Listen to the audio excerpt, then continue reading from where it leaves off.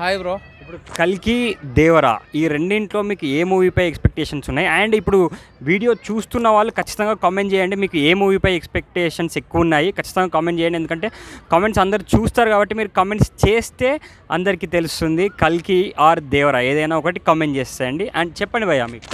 ఇప్పుడు నాకు ఈ కన్ను ఎక్కువ ఈ కన్ను ఎక్కువ అంటే నేను అట్లా చెప్పలేను. ఎందుకంటే నాకు 2 కళ్ళు కావాలి, 2 కళ్ళతోనే చూడగలదు కాబట్టి నాకు ఆ 2 సినిమాలు కూడా 2 కళ్ళతో సమానం.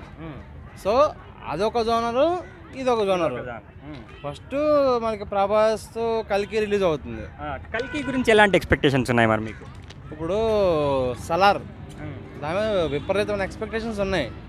కాకపోతే నాకంత రీచ్ అయినా బట్ కొన్ని సెంటర్స్లో ప్రొడ్యూసర్స్ కొంతమంది నష్టపోయారు అనమాట. సో మనం ఒకటి ఎక్స్పెక్ట్ చేస్తే కనుక ఇంకోటి అలా అనిపించింది అనమాట. 'కల్కి' మాత్రం మెయిన్ డైరెక్టర్ ఆయన పేరేముండే మహానటి డైరెక్టర్. సో ఆయన మీద అయితే మంచి ఇదైతే ఉంది, మంచి బజ్ ఉంది. ఇంకోటి ఈ సినిమాల మెయిన్ పద్మనాభ స్వామిది అదేదో ఉంది కదా నిధి, దాన్ని చూపించడం. సో అంటే కొన్ని అది సోషల్ మీడియాలో వచ్చినాయి అనమాట.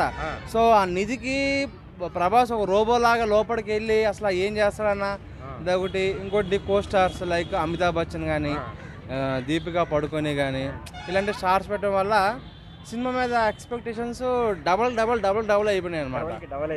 ఇప్పుడు ప్రభాస్ అంటే ఆల్మోస్ట్ ఆల్ ఇండస్ట్రీస్కి అమ్మ మొగుడు అయిపోయాడు. ఆ విషయం అయితే మనకు తెలుసు. ఒక టైంలో బాలీవుడ్ అంటే సల్మాన్ ఖాన్, షారూక్ ఖాన్. ఇప్పుడు అక్కడ కూడా మన ప్రభాసే. ఇప్పుడు హాలీవుడ్ కూడా రేపు బాబా అక్కడ కూడా ప్రభాసే ఉంటాడు. అది ఆబ్వియస్లీ పెద్ద చూసుకోవాల్సిన అవసరం లేదు. సో 'కల్కి' అయితే నెక్స్ట్ లెవెల్ ఎక్స్పెక్టేషన్స్. ఎందుకంటే ఇది ఒక కన్నడ డైరెక్టర్ కానీ వేరే రీమేక్ మూవీ కానీ కాదు, ఇది స్ట్రైట్ మూవీ. ప్లస్ ఇది ఒక నిధి గురించి చూపించేది. అలాగే ఆ పద్మనాభ స్వామిది పెట్టడం అనేది ఇంకా బాగుంది. అలాగే మన నరేంద్ర మోడీ కూడా చెప్పాడు, పాస్పోర్ట్ లేకుండా ఏ దేశమైనా వెళ్ళే నటుడు ఎవరైనా ఉన్నారంటే అది ఓన్లీ ఒక ప్రభాస్ అని చెప్పి. సో మనకు ప్రభాస్ మీద మాట్లాడాల్సిన అవసరం లేదు.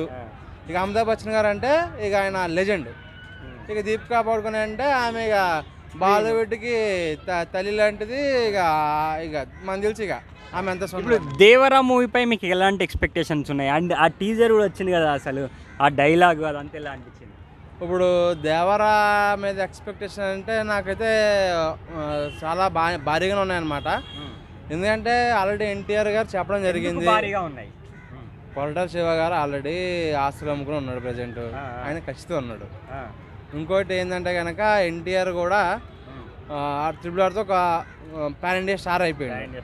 సో ఇప్పుడు కొరటాల శివ గారికి కూడా ఎట్లుంటుంది, ఎన్టీఆర్ని అలా టప్పాగా చూపిస్తే కనుక ఫ్యాన్స్ ఇక ఎట్లా వేసుకుంటారో అందరికి తెలుసు. పైగా రాజమౌళి గారి సెంటిమెంట్ ఒకటి ఉంది కాబట్టి ఆయన చాలా జాగ్రత్తగా లేట్ అయినా కూడా ప్రొడక్షన్ వరకు చూసుకుని. సో సినిమా ఒక టీజర్ చూస్తేనే పూనకాలు. టీజర్ అది ఎలా అనిపించింది మీకు చూసినప్పుడు?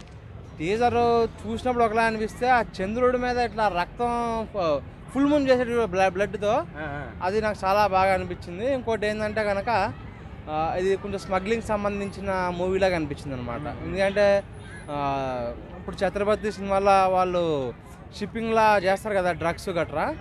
సో ఈ సినిమాలో కొంచెం అదే టైప్ ఆఫ్ అనిపించింది. నెక్స్ట్ ఎన్టీఆర్ గారు ఈ సినిమా మోస్ట్లీ భయం గురించి అని చెప్పారు కదా. సో ఎన్టీఆర్ గారు అంటే ఎట్లా మనకు తెలుసు.